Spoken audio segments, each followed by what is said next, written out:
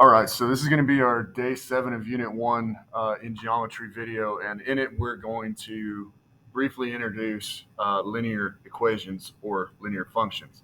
Right, so real fast, a linear function or a linear equation is simply an equation with a constant rate of change.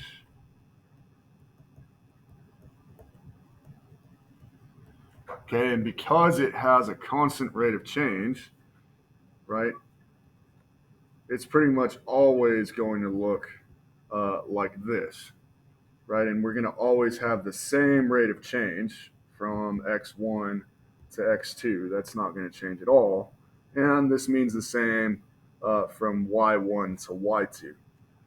Okay, and of course we know from Algebra 1, we call those changes in y and changes in x, we call them delta y, delta x, or rise over run. We also call them slope, right? Okay, so get more into that later when we actually start graphing things. Kind of went off on a tangent there.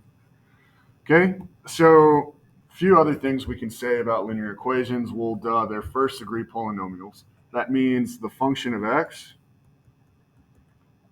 right, is always going to be to the first power, right? And you'll learn a lot more about that. You learned about it in Algebra 1, but whether or not it clicked with you, don't know. But you're going to see it a whole bunch more in Algebra 2.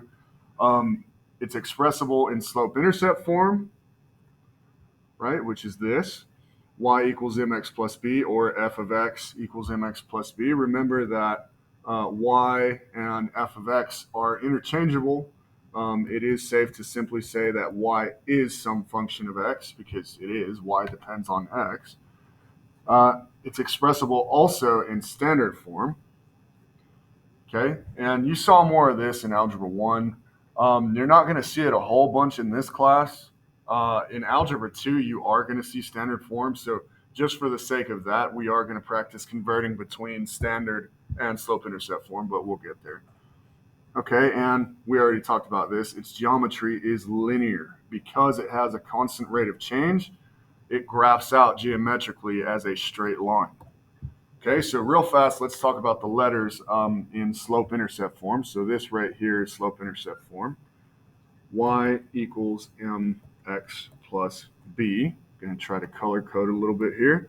So what does the y represent? Well, the y obviously represents our dependent variable. Like we said, y is a function of x because it depends on x. Okay, so that is our dependent variable.